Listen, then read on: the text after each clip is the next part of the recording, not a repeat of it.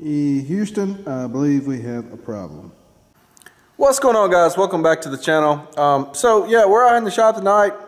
I was on my way to pick up a load, and I heard this bumping noise, and it sounded like a strut on like a front-wheel drive car or something. If you've ever heard that noise, like bump, bump, bump, bump, bump. I was like, what in the world? And so anyway, for those of you who have not ever heard that noise, it sounds like somebody's beating under your floorboard with a 4-pound hammer is about what it sounds like every now and again. Just bump, bump, bump, bump kind of noise. I don't know what in the world is going on. So anyway, I stopped and took a glance at it, and I didn't see anything.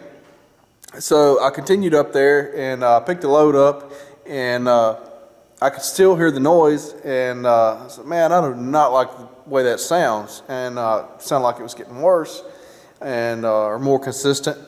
And so I said, well, I'm gonna go back by the house and see what's up with that. And so anyway, I came back by the house and everything, and took a look at it a little closer, and I could see that the end of the shock has broke off, and I'll show you in a minute a little bit about it there. But basically, these are Road King shocks, and I think those were about $400 a piece. New. I did not buy them. They were on this truck whenever I bought this truck. I would not pay $400 a piece for a shock unless it was like for an off-road race buggy or something. It doesn't make any sense to me for like a factory, you know, a big truck or pickup or any of that stuff. It doesn't make any sense to me why someone would pay that much. But I know that there's probably people that's going to watch this video that's bought some and love them. I don't know. You can let me know in the comments. I don't see the big benefit. I know they're supposed to be rebuildable, but as far as I know, I think the company went out of business, and so who's going to rebuild it? I have no idea. You could buy, you know, 4 or 5 normal sets of shocks for what you can buy a set of these for. So I don't see the benefit.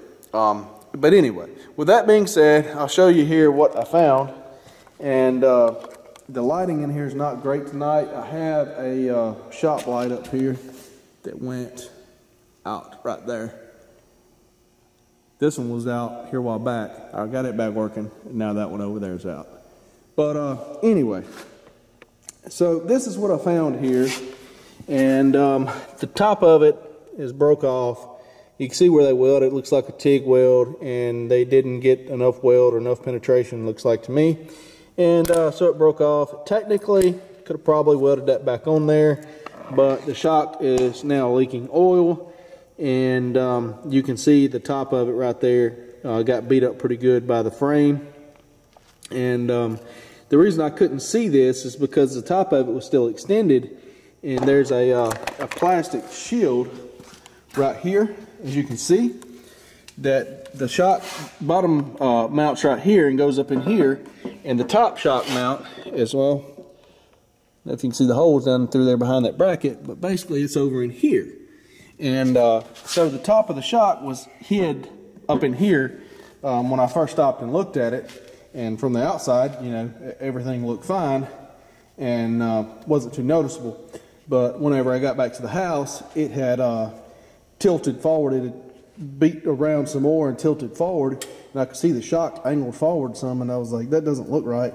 And so anyway, I got to looking at it, and that's when I found it. But basically, it had gotten up under the frame right here. The body of the shock did. When the I guess the suspension moved up, it created enough clearance that the shock had gotten over and kind of wedged itself, and it was beating the crap out of it basically. The top shock bolt on this is a little bit hard to get to. The bottom one, you can turn the tire, get your impact wrench right on it. The top one, as you can see, it's kind of hard to get to. You can't get on it with an impact wrench, even with a swivel, because the way it's put in behind there, this hood tower bracket, I guess you would call this, is kind of all up in the way. You can get on it barely with this right here, but it's so tight. This is an 18-inch ratchet extended that I couldn't get it to break loose without heating the nut, and I could not find my 15/16 socket, so I got a 1-inch here, it's 6-point. I managed to get it off, put it that way. So that's what I got going on here. Now, I thought we were done working on this thing. You would think with a $400 shock that I wouldn't be having to replace it because the end broke off. But that's trucking for you. We're not putting $400 shocks back on there. We're putting these Gabriel fleet lines on there. These were about $150 for the pair. Here's the part number right there.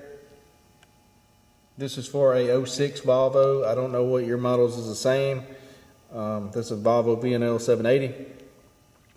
But if that'll help somebody in the cross-referencing or whatever at the parts house, maybe it will. I'll see. I'll look on Amazon. I'll put an Amazon link in the description if I can find everything. So we're going to get these put on. I don't know, how long these will last or what quality or whatever, but a shock is a shock, on something like this as far as I'm concerned.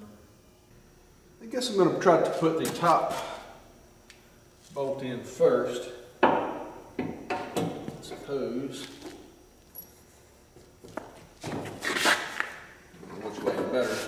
I think there's not going to be any way I can get this on camera though. But it's pretty simple.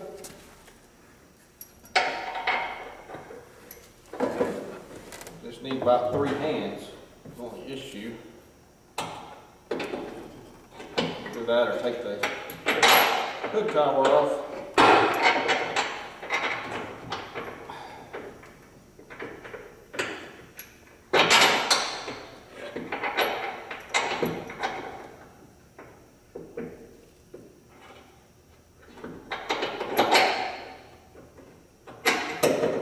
Okay, I got it on there, hanging on there anyway. I don't really want to go through all the trouble to take all this mess here loose. If I can do it without doing that. Slide up on there, put the bottom bolt in. I'll bring you guys over in here so you can see what I'm doing down in here, how I managed to get to this. That way if you have to change some on the Volvo. Put my wrench here, just put it up against the turbocharger for tightening it, and let it swing over here somewhere and kind of hold it. You need a 15/16 socket, shallow well. I have a deep well, but my shallow is lost. I got a 1 inch. It's got 9 miles of slop in it, but you have to have a shallow for it to go down and clear this hood tower here. A deep won't work. And I thought I could get a swivel on it down there and come out on the other side here. But if you look, the way it is right there, right off of there, it's not gonna work. It's too close to it. So anyway, that's how I had to go about getting to it. That's kind of a long-winded bolt there. Takes a little bit of time. The bottom's not bad at all. You can get right to that bottom when it's wide open there. You can get an impact or something on that. No problem whatsoever. I've got the top shock bolt out on the driver's side here, as you can see. The bottom one they did not make nearly as simple as they did on the other side. Man, the lighting's horrible. Maybe you can see. But the steering drag link is just about dead center of maybe slightly above where the shock bolt goes through. So that's going to be looking like, unless I can get an impact on the inside there, maybe. If not, that's going to be taken out by hand as well. So I'm looking at these shocks here. I got the one off the driver's side off too. This is the new one we're putting on, and this one here you have to pull it apart. Pretty hard to pull apart, but it goes together fairly easily. It's pretty stiff to pull apart. It goes together fairly easily. This one here is the Road King. It's pretty stiff to push down, and it spreads itself apart. So that tells me that these are going to give me a softer ride, which I already suspected because this thing doesn't ride too good. My old truck rode better because it had wore out shocks on it. And a wore out shock will usually give a better ride than a brand new shock, especially a stiff shock like this, because it allows the truck to float a little bit when you hit a bump instead of a direct jar. The idea behind these is supposed to control the wheel to keep the wheel from bouncing, but to me, I think they're so stiff that it hurts the ride. That's just my opinion. I'm sure somebody's going to say they have some, they love them, but just my opinion on it. The one that's damaged here, it goes straight down like nothing, and you have to pull it back up. It's foobarred. So anyways,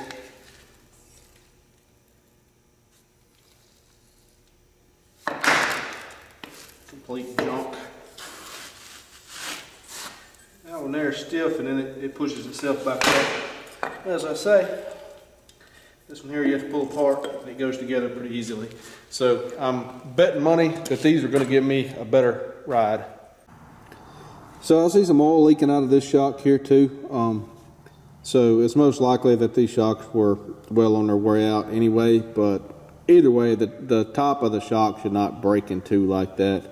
Even if the shock slam wore out, I mean, there should be, you know, it should just float. The top should not break off of the shock. So I don't know what's up with that. I think it just, you know, there was time to be replaced anyway, but yeah, that should not happen. Alright guys, I got both of them installed on there. Hopefully that'll make it ride a little bit better. This thing's a lot about like riding in a log wagon on a log road. I guess it's not too far from the truth. I'm hauling lumber and the roads we get to drive on around here. That's when you know the roads are bad, whenever you break a shock in half or break the top of it off or break your shock mount off.